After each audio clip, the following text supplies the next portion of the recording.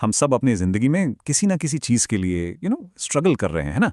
सफलता के लिए, प्यार के लिए या बस थोड़ी-सी शांति के लिए। लेकिन कभी सोचा है कि अगर जीत का हमारा पूरा आइडिया ही गलत हो तो?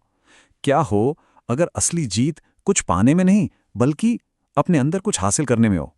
आज हम एक ऐसे ही गहरे दर्शन को समझने वाले हैं, जो बताता है कि असली ताकत चीज़ों को पकड़ने में नहीं, बल्कि उन्हें छोड़ने की कला में है, अनासक्ति के मार्ग में। और देखिए, ये जो एक लाइन है ना, ये हमारी पूरी बातचीत का सार है। ये हमें चैलेंज करती है कि हम जीत को एक नए तरीके से देखें। मतलब एक ऐसी जीत जो बाहर की दुनिया में नहीं लड़ी जाती, बल्कि एक ऐसी स्टेट है, एक ऐसी अवस्था है जिसे हम अपने अंदर पैदा करते हैं, चाहे बाहर हालात कुछ भी हों। तो अनासक्ति की इस ताकत को सच में समझने के लिए ना, हमें पहले दुनिया को इस फिलॉसफी की नज़रों से देखना होगा। ये दुनिया कोई रैंडम घटनाओं की जगह नहीं है, कोई कियोटिक जगह नहीं है, बल्कि ये एक बहुत बड़ा एक कॉस्मिक स्टेज है जो कुछ बहुत गहरे नियमों पर चलता है। और ज़रा इसके स्केल के बारे में सोचिए। ये सिर्फ इंसानों के एक्सपीरियंस की बात नहीं हो रही है। ये फिलॉसफी कहती है कि सबसे छोटी चींटी से लेकर सबसे ऊंचे देवलोक तक हर एक चीज़, हर एक अस्तित्व एक ही कॉस्मिक धागे में बुना हुआ है।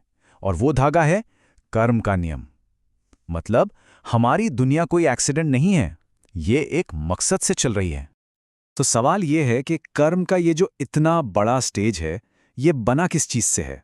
असल में ये सिर्फ 3 चीजों पर आकर टिक जाता है। 3 चीजें जो हमारे हर अनुभव को बनाती हैं। पहली, वस्तुएं जिन्हें हम चाहते हैं, रखते हैं। दूसरे, व्यक्ति जिनसे हम प्यार करते हैं, मिलते हैं। और तीसरे, हमारी क्रियाएं, यानी हमारे रोज के काम।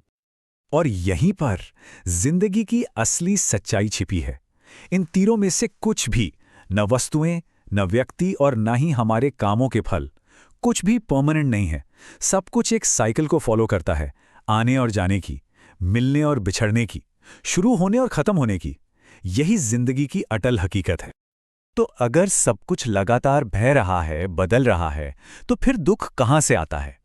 असल में ये दुख बाहर की दुनिया से नहीं आता, ये हमारे अंदर के एक बहुत गहरे कॉन्फ्लिक्ट से पैदा होता है। हमारी इच्छाओं और असलियत के बीच का टकराव। अब सवाल यह है कि ये टकराव दिखता कैसा है? ये वो लड़ाई है जो हम सबके अंदर चल रही है। एक तरफ है हमारा मन, जो चीज़ों को, लोगों को, पलों को ये मेरा है कहकर कसकर पकड़ना चाहता है। और दूसरी तरफ है असलियत, जो एक नदी की तरह बहती रहती है और हमें लगातार याद दिलाती है कि देखो, कुछ भी हमेशा के लिए नहीं रुकता। तो इस अंदरूनी खींचतान का नतीजा क्या होता है? सिंपल है। जब हम उन 3 चीजों से, वस्तुओं, व्यक्तियों और हमारे कामों से बहुत कसकर चिपक जाते हैं, तो हम खुद को दर्द के लिए तैयार कर रहे होते हैं। हर लगाव, हर अटैचमेंट एक कमजोरी बन जाता है। क्यों? क्योंकि हम अपनी खुशी को उन चीजों से बांध रहे हैं जो बाय नेचर टेम्पररी हैं। और इसे कोई छोटी मोटी प्रॉब्लम मत समझिए। इस फिलॉसफी के हिसाब से यही हमारे सारे दुखों की जड़ है। यही वो बंधन है जो हमें आजाद नहीं होने देता। और यही असली अज्ञान है, जिंदगी के इस बहाव को ही न देख पाना। लेकिन अगर ये अटैचमेंट ही बंधन है, तो हम खुद को आजाद कैसे करें? यहीं पर योग और संन्यास का असली मतलब सामने आता है। और ये दुनिया को छोड़ने के बारे में बिल्कुल नहीं है। ये तो दुनिया के साथ अपने रिश्ते को पूरी तरह से बदलने के बारे में है। देखिए, सच्चा त्याग भागना नहीं है। सच्चा सन्यासी वो नहीं जो जंगल में भाग जाए, बल्कि वो है जो भरे बाजार के बीच में खड़े होकर भी अपने अंदर की शांति बनाए रख सके। वो हर चीज में हिस्सा लेता है, लेकिन अपनी खुशी के लिए, अपनी स्थिरता के लिए किसी भी चीज पर डिपेंड नहीं करता। तो फिर एक योगी की लाइफ दिखती कैसी है? वो जिंदगी में पूरी तरह से शामिल होते हैं। वो काम करते हैं, पर नतीजों की जंजीरों में नहीं बनते। वो अपनी ड्यूटीज पूरी करते हैं, पर खुद को उनके बोझ के नीचे दबने नहीं देते। और सबसे बड़ी बात, वो बहुत गहरा प्यार करते हैं, लेकिन बिना किसी पोजेशन या कंट्रोल के। ये सब सुनने में तो बहुत गहरा लगता है ना? लेकिन रोजमर्रा की जिंदगी में इसका क्या मतलब है? चलिए इसे 2 बहुत ही सिंपल लेकिन पावरफुल एग्जाम्पल से समझते हैं। सबसे पहले एक किसान के बारे में सोचिए। वो कर्मयोग का एक परफेक्ट एग्जाम्पल है। वो अपनी हर ड्यूटी पूरी लगन से करता है, बीज बोता है, पानी देता है, देखभाल करता है। लेकिन वो इस टेंशन में नहीं जीता कि बारिश होगी या नहीं, या फसल कैसी होगी। वो बस अपना काम करता है और नतीजा नेचर पर छोड़ देता है।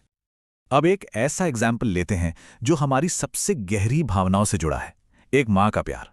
यहीं पर अटैचमेंट और ड्यूटी, इन दोनों के बीच की लाइन बहुत ज्यादा इंपॉर्टेंट हो जाती है।